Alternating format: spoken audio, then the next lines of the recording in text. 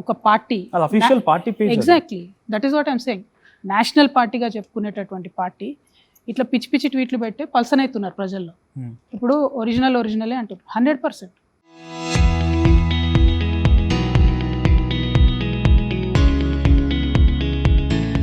నాదే original TRS అనే party అధికారంలోకి రావడంలో నా రక్తం నా చెమట నాలాంటి అనేక మంది రక్తం చెమట ఉంది.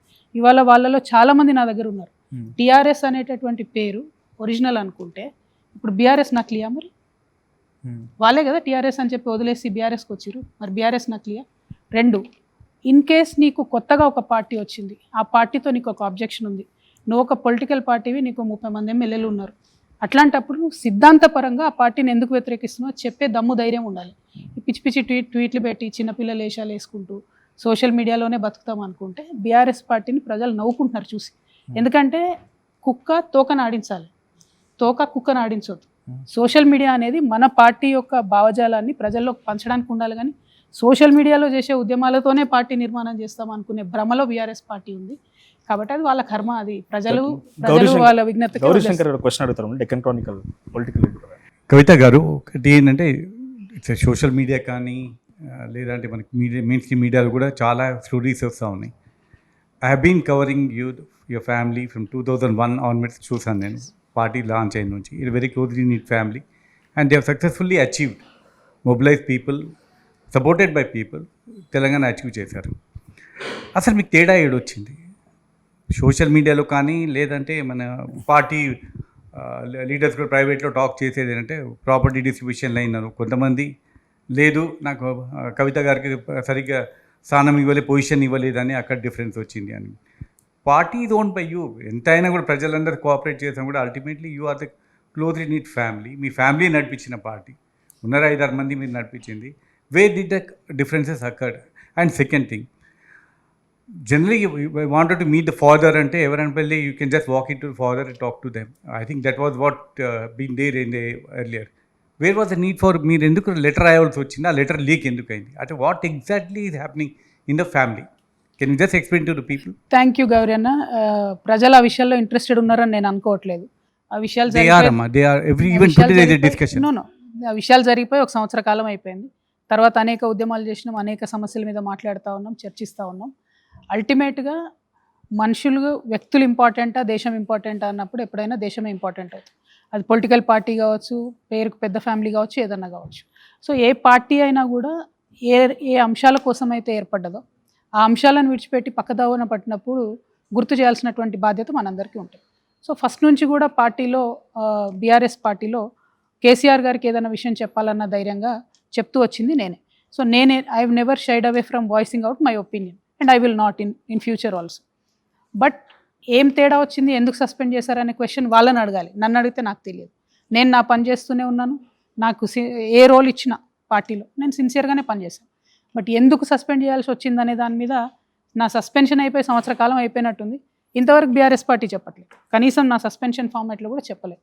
కొన్ని కనీసం ఒక షోకాజ్ నోటీస్ ఇవ్వాలి కదా, నేను కారణాలు ఎక్స్ప్లెనేషన్ ఇచ్చుకునే అవకాశం ఇవ్వాలి కదా. So I don't know what happened, that is a question for them, not for me.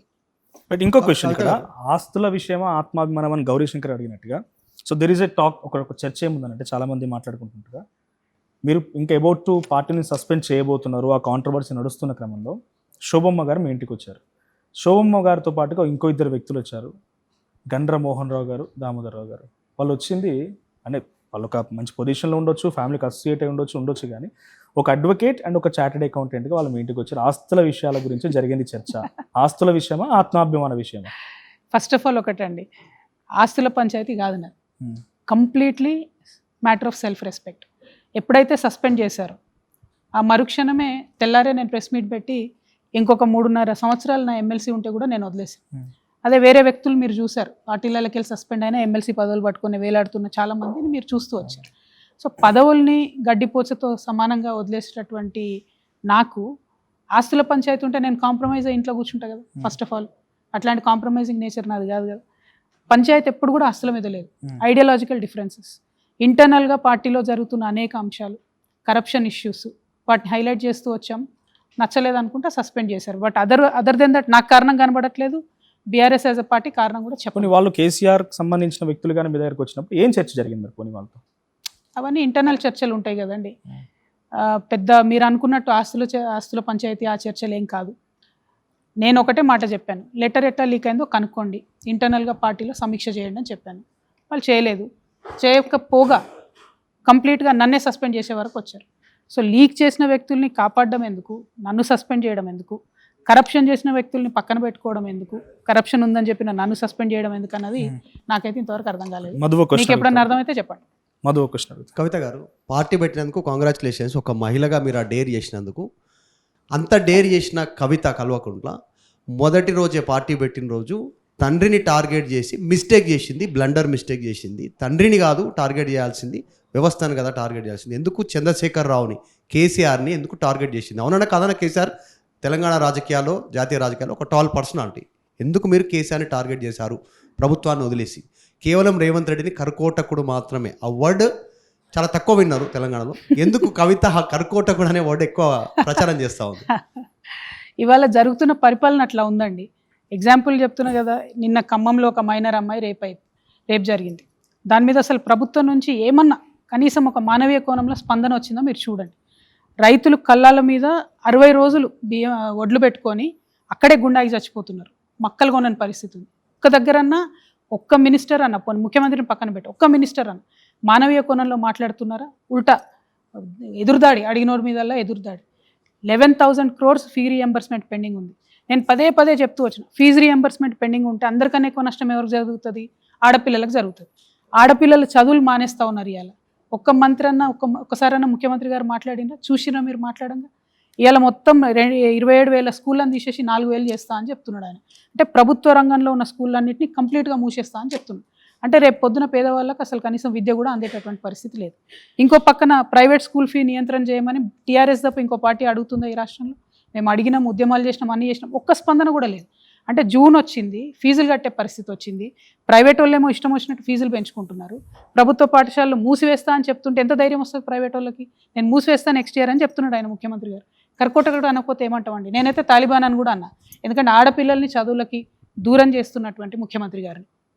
కాకపోతే మీ మీడియాకి ఏంది అని అంటే, కేసీఆర్ గారిని అంటే మీకు ఇంట్రెస్టింగ్ అనిపిస్తుంది, మీకు స్పైసీ న్యూస్ అది కాబట్టి మీరు దాన్ని ఎక్కువ ప్రమోట్ చేసిండ్రు. ఈ రాష్ట్రంలో నేను రేవంత్ రెడ్డి గారిని, కాంగ్రెస్ ప్రభుత్వాన్ని విమర్శ చేసినంతగా ఏ పొలిటికల్ పార్టీ కూడా చేయడం లేదు. అయినా మీరేంటి అని అంటే, గతంలో ఉండదలుచుకున్నది మీడియా కాబట్టి, వర్తమానం ప్రజలకు మీరు చెప్పదలుచుకోలేదు కాబట్టి కేసీఆర్ గారిని ఎందుకు క్రిటిసైజ్ చేసినారు అని అంటూ. నేను మళ్ళీ చెప్తున్నా, కేసీఆర్ గారే కాదు, గాంధీ తాతను కూడా అనాల్సిన సందర్భంలో అనాల్సిందే. దేశంలో ప్రజాస్వామ్యం ఉన్నదే అందుకు, ఎవరి ఒపీనియన్ వాళ్ళు చెప్తారు. కేసీఆర్ గారి విషయంలో ఇష్యూ బేస్డ్గానే నేను విమర్శ చేశాను, ఆనాడు చేశాను, ఫ్యూచర్లో కూడా చేస్తాను. మేడం, ఇప్పుడు ఖమ్మం ఘటన గురించి మీరు చెప్తున్నారు. కేసీఆర్ అధికారంలో ఉన్న 10 సంవత్సరాలు ఎలాంటి ఘటనలు జరగలేదా తెలంగాణలో? ఎన్నో ఘటనలు జరిగాయి. దిశ లాంటి యాక్ట్ కూడా తెచ్చింది కేసీఆర్ ప్రభుత్వమే. కానీ ఎందుకు దాన్ని మీరు గుర్తు చేయట్లేదు? నేనేమంటున్నా, ఒక మానవీయ కోణం అనేటటువంటిది చాలా అవసరం ప్రభుత్వాలకి. అది లోపించినప్పుడు బాధ అనిపిస్తుంది.